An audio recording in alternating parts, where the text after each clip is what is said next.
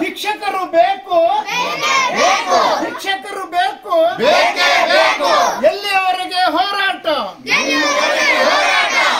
ಮಕ್ಕಳು ನ್ಯಾಯ ಬೇಕು, ನ್ಯಾಯ ಬೇಕು, ನ್ಯಾಯ ಬೇಕು,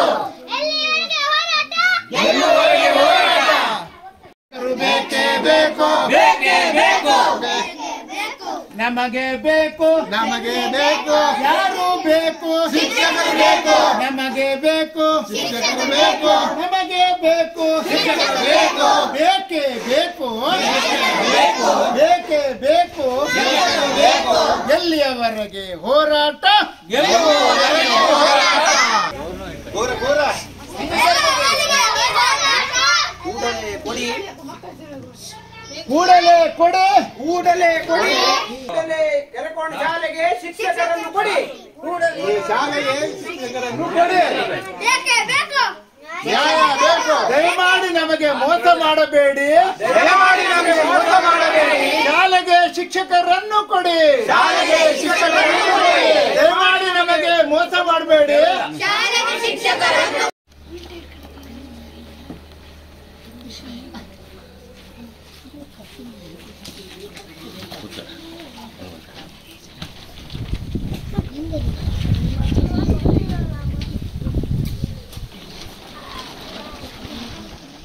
ಶಿಕ್ಷಕರ ಕೊರತೆ ಇದೆ, ಅದರಿಂದ 2 ಜನ ಶಿಕ್ಷಕರು ಬೇಕೇ ಬೇಕು. ಮಕ್ಕಳ ಶಿಕ್ಷಣ ಈಗಂತೂ ಮೊದಲಿನ ತರ ಇಲ್ಲ, ಎಲ್ಲ ಮಕ್ಕಳು ಸ್ವಲ್ಪ ಶಿಕ್ಷಣದಲ್ಲಿ ಹಿಂದುಳಿದ್ದಾರೆ. ಈಗ ಒಂದು ಶಿಕ್ಷಕರು ಗೈರು ಹಾಜರಾದ್ರೆ ಒಬ್ಬರೇ ಶಿಕ್ಷಕರು ಇರ್ತಾರೆ, ಅವರು ಎಲ್ಲಾ ತರಗತಿಯನ್ನು ನೋಡ್ಕೊಳ್ಳೋದು ತುಂಬಾ ಕಷ್ಟ ಆಗ್ತದೆ, ಮತ್ತೆ ಕಲಿಸ್ಲಿಕ್ಕೂ ಕಷ್ಟ. ಅದರಿಂದ 2 ಶಿಕ್ಷಕರು ಬೇಕೇ ಬೇಕು. ಅಲ್ಲಿವರೆಗೆ ನಮ್ಮ ಹೋರಾಟ ಮಾಡ್ತೇವೆ. ಶಿಕ್ಷಣ ಇಲಾಖೆ ನಮ್ಮ ಸರ್ಕಾರಿ ಶಾಲೆಯನ್ನು ಮುಚ್ಚಿಸುವಂತ ಪ್ರಯತ್ನ ನಡೆಸ್ತಾ ಇದ್ದಾರೆ ಅಂತ ನನಗನ್ನಿಸ್ತಾ ಇದೆ.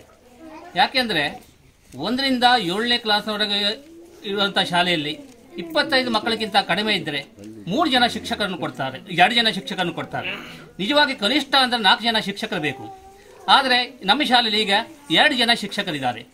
ಅದರೊಳಗೆ ಹೆಡ್ ಮಾಸ್ಟರ್ಗೆ ಮೊಟ್ಟೆ ಲೆಕ್ಕ ಕೊಡಲಿಕ್ಕೆ, ಇಲಾಖೆಗೆ ಕಾಗದ ಪತ್ರವನ್ನು ಕೊಡಲಿಕ್ಕೆ ಸಮ ಆಗ್ತದೆ. ಒಬ್ಬ ಶಿಕ್ಷಕರು ಹೇಗೆ ಮಕ್ಕಳಿಗೆ ಪಾಠ ಮಾಡೋಕ್ಕೆ ಸಾಧ್ಯ ಉಂಟು? ನಿಜವಾಗಿ ಮುಂದಿನ ದಿನಗಳಲ್ಲಿ ನಾವು ನಮ್ಮ ಶಾಲೆಯ ಮೇಲೆ ಅಭಿಮಾನದಿಂದ ನಮ್ಮ ಮಕ್ಕಳನ್ನು, ನಮ್ಮ ಕುಟುಂಬದ ಮಕ್ಕಳನ್ನು ನಾವು ಈ ಶಾಲೆಗೆ ಕಳಿಸ್ತಾ ಇದ್ದೇವೆ. ಈಗ ಇದೇ ರೀತಿ ಮುಂದುವರೆದರೆ ಯಾವ ಪಾಲಕರು ತಮ್ಮ ಮಕ್ಕಳನ್ನು ಈ ಸರ್ಕಾರಿ ಶಾಲೆಗೆ ಸೇರಿಸ್ತಾರೆ? ಹಾಗಾಗಿ ಶಿಕ್ಷಣ ಇಲಾಖೆ ಇದನ್ನು ಆಲೋಚನೆ ಮಾಡಿಕೊಂಡು ಕೂಡಲೇ ನಮಗೆ 2 ಜನ ಶಿಕ್ಷಕರು ಕೊಡಬೇಕು. ಕೊಡದೇ ಇದ್ರೆ ಅನಿರ್ದಿಷ್ಟಾವಧಿವರೆಗೆ ನಾವು ಮುಷ್ಕರವನ್ನು ಮಾಡ್ತೇವೆ. SDMC ಹಳೆ ವಿದ್ಯಾರ್ಥಿಗಳು ಮತ್ತು ಊರ ನಾಗರಿಕರ ಒಂದು ಸಹಕಾರದೊಂದಿಗೆ ಈ ಒಂದು ಧರಣಿ ನಡೆಯುತ್ತಾ ಇದೆ ಮತ್ತು ಇದು ನಿರಂತರವಾಗಿ ನಾವು ಶಿಕ್ಷಕರು ಕೊಡೋ ತನಕ ನಮಗೆ ಮುಖ್ಯವಾಗಿ 2 ಶಿಕ್ಷಕರು ಬೇಕು. 2 ಶಿಕ್ಷಕರ ಬೇಕು ಅನ್ನುವ ಒಂದು ಇದನ್ನು ವಿಷಯವನ್ನು ಇಟ್ಕೊಂಡೇ ನಾವು ಇವತ್ತು ಧರಣಿಗೆ ಹೊರಟಿದ್ದೇವೆ. ದಯವಿಟ್ಟು ಎಲ್ಲರ ಸಹಕಾರ ಬೇಕು. ಯಾಕಂದರೆ ಇವತ್ತು ಇಷ್ಟು ಜನ ಇದ್ದಾರೆ, ನಾಳೆ ಮತ್ತು ಹೆಚ್ಚು ಜನ ಬರ್ಬೋದು. ಒಂದು ನಿರೀಕ್ಷೆ ಶಿಕ್ಷಕರು ಕೊಡ್ತಾರೆ ಅನ್ನುವ ನಿರೀಕ್ಷೆಯಲ್ಲಿ, ಆ ಹೋಪ್ನಲ್ಲಿ ನಾವು ಇವತ್ತು ಇದ್ದೇವೆ. ಎಲ್ಲ ತರಗತಿಯಲ್ಲೂ ಮಕ್ಕಳಿದ್ದಾರೆ. 1ರಿಂದ ನಲಿಕಲಿ 3ರವರೆಗೆ 1 ಶಿಕ್ಷಕರಿದ್ರೆ, 5 ಮತ್ತು 4 ಮತ್ತು 5ರಲ್ಲಿ ಒಬ್ಬರಿದ್ರೆ, 6 ಮತ್ತು 7ರಲ್ಲಿ ಒಬ್ಬರಿರ್ತಾರೆ. 3 ಜನ ಬೇಕಿತ್ತು ಕನಿಷ್ಠ. ಅಂದರೆ ನಮಗೆ 4 ಜನ ಬೇಕು. ಕನಿಷ್ಠ ಅವನು 3 ಜನರು ಕೊಟ್ಟಿದ್ರೆ ನಡೆಸಬಹುದಿತ್ತು ಸ್ಕೂಲನ್ನು. ಈಗ ಹೇಗೆ ನಡೆಸೋದು? ಎಲ್ಲ ಮಕ್ಕಳಿಗೂ ಸರಿಯಾಗಿ ಕಲಿಸ್ತಾರೆ ಅಂತ ಯಾವ ವಿಶ್ವಾಸದ ಮೇಲೆ ನಮ್ಮ ಪಾಲಕರಾದವ್ರ ಮಕ್ಕಳನ್ನು ಶಾಲೆ ಕಳಿಸೋದು? ಮತ್ತು ನಾವು ಸರ್ಕಾರಿ ಶಾಲೆಯನ್ನೆಲ್ಲ ಒಳ್ಳೇದಾಗಬೇಕು, ಅದರಿಂದನೇ ಒಳ್ಳೇದಾಗ್ತದೆ, ಉತ್ತಮ ಶಿಕ್ಷಣ ಸಿಗ್ತದೆ ನಾವು ಕಳಿಸಿದ್ದು ಶಾಲೆಗೆ. ಆದರೆ ಇಲ್ಲಿ ನೋಡಿದರೆ ಶಿಕ್ಷಕರ ಬಹಳ ಕೊರತೆ ಇದೆ. ಹಾಗಾಗಿ ನಮಗೆ ದಯಮಾಡಿ 2 ಶಿಕ್ಷಕರನ್ನ ಕೊಡಬೇಕು.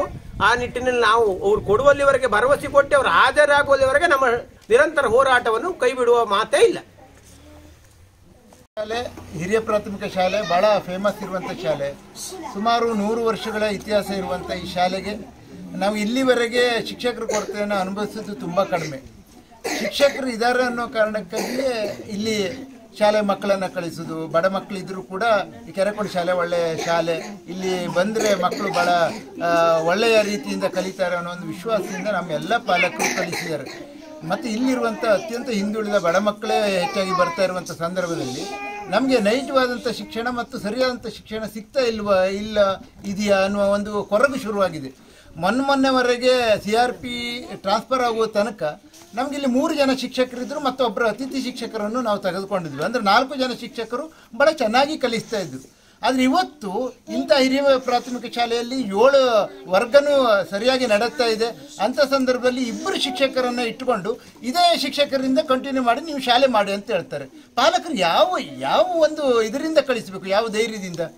ಅದಕ್ಕೆ ನಮಗೆಲ್ಲ ಆಕ್ರೋಶ ಆಗಿದೆ. ಮತ್ತು ಇಲ್ಲಿ ಪಾಲಕರು ಹೇಳ್ತಾರೆ ನಾವಿನ್ನು ಮಕ್ಕಳನ್ನ ಕಳಿಸೋದಿಲ್ಲ ಅಂತ. ನಾವು ರಿಕ್ವೆಸ್ಟ್ ಮಾಡಿದ್ವಿ, ಇಲ್ಲ ಏನಾದ್ರು ಮಾಡೋಣ ಅಂತ BO ಅವರಿಗೆ 2 ಸಲ ಅಪ್ಲಿಕೇಶನ್ ಕೊಟ್ವಿ.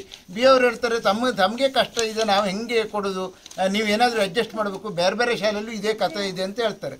ಆದರೆ ನಮಗೆ ಆ BO ಅವರಿಗೆ ಏನು ಹೇಳಬೇಕು ಅಥವಾ ಅಧಿಕಾರಿಗಳಿಗೆ ಏನು ಹೇಳಬೇಕು ಅನ್ನೋ ನಮ್ಗೆ ಅರ್ಥ ಆಗೋದಿಲ್ಲ. ಬಟ್ ನಮಗೆ ಕಷ್ಟ ಇದೆ, ಮಕ್ಕಳು ಶಾಲೆಗೆ ಕಳಿಸೋದಿಲ್ಲ ಅಂತ ಪಾಲಕರು ಹೇಳ್ತಾ ಇದ್ದಾರೆ. ಮತ್ತು ಇಲ್ಲಿ ಹಲವಾರು ಪಾಲಕರ ಅಭಿಪ್ರಾಯ ಏನಿದೆ ಅಂತಂದರೆ, ಮೊದಲು ನನಗೆ ಶಿಕ್ಷಣ ಸಿಗ್ತಾ ಇಲ್ಲ, ಒಬ್ಬರೇ ಶಿಕ್ಷಕರು ಇದ್ದು ಕಲಿಸಲಿಕ್ಕೆ ಆಗ್ತಾ ಇಲ್ಲ ಅಂತ ಹೇಳಿದ್ದಾರೆ.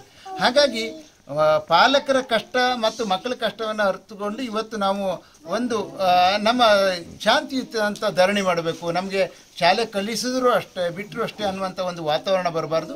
ನಮಗೆ ಶಿಕ್ಷಕರು ಬೇಕೇ ಬೇಕು ಅನ್ನೋ ಒಂದು ಒಮ್ಮತ ನಿರ್ಧಾರ ಮಾಡಿಕೊಂಡು ನಾವು ಇವತ್ತು ಈ ಒಂದು ಹೋರಾಟಕ್ಕೆ ಹಿಡಿದಿದ್ದೇವೆ. ಮತ್ತು ನಮ್ಮ ಹೋರಾಟ ಹೇಗಿದೆ ಅಂತಂದರೆ ಶಾಂತಿಯುತ ಹೋರಾಟ ಮತ್ತು ಅನಿರ್ದಿಷ್ಟ ಅವಧಿ. ಇವತ್ತು ನಮ್ಮದು ಶುರುವಾಯಿತು ಅಂತಂದರೆ ನಮಗೆ ಶಿಕ್ಷಕರು ಕೊಡೋ ತನಕ ನಾವು ಬಿಡುವ ಪ್ರಶ್ನೆನೇ ಇಲ್ಲ. ಶಾಲೆಯಲ್ಲಿ ಶಿಕ್ಷಕರ ಕೊರತೆ ತುಂಬ ನಮ್ಮನ್ನು ಕಾಡ್ತದೆ. ಯಾಕಂದರೆ ನಾವು ಸುಮ್ಮನೆ ಶಾಲೆ ತಂದು ಬಿಟ್ಟು ಕರ್ಕೊಂಡು ಹೋಗೋ ಕೆಲಸ ಮಾಡಬೇಕಾಗ್ತದೆ. ಯಾಕಂದರೆ ಅವ್ರಿಗೆ ಕಲಿಸಿ ಅಂತ ಹೇಳಿದರೆ 2 ಜನ ಶಿಕ್ಷಕರಿಂದ ಏನೂ ಮಾಡಲಿಕ್ಕೆ ಸಾಧ್ಯ ಇಲ್ಲ. ಹಾಗಾಗಿ ನಾವು ಕೂಡಲೇ 2 ಜನ ಶಿಕ್ಷಕರನ್ನು ಕೊಡಬೇಕು. ಇಲ್ಲ ಅಂತಾದರೆ ಶಿಕ್ಷಕರು ಬರುವಲ್ಲವರಿಗೆ ನಮ್ಮ ಹೋರಾಟ. ಮುಂದಿನ ದಿನಗಳಲ್ಲಿ ಮಕ್ಕಳನ್ನು ಶಾಲೆಯವರು ಇಲ್ಲಿಗೆ ಬಂದಿದ್ದೇವೆ, ಈಗ ಮುಂದಿನ ದಿನದಲ್ಲಿ ಮನೆಯಿಂದ ಶಾಲೆ ಕಳಿಸುವ ಮಾತೇ ಇಲ್ಲ. ಅವ್ರು ಶಿಕ್ಷಕರು ತಂದು ಶಾಲೆಗೆ ಬಿಡಬೇಕು, ನಾವು ಮಕ್ಕಳನ್ನು ತಂದು ಶಾಲೆ ಬಿಡ್ತೇವೆ. ಆ ವ್ಯವಸ್ಥೆಯವರಿಗೆ ನಾವು ಹೋರಾಟ ಮಾಡಲಿಕ್ಕಿದ್ದೇವೆ. ಹಾಗಾಗಿ ಈಗ ಶಾಂತಿಯುತವಾಗಿ ನಾವು ಹೋರಾಟವನ್ನು ಮಾಡ್ತಾ ಇದ್ದೇವೆ.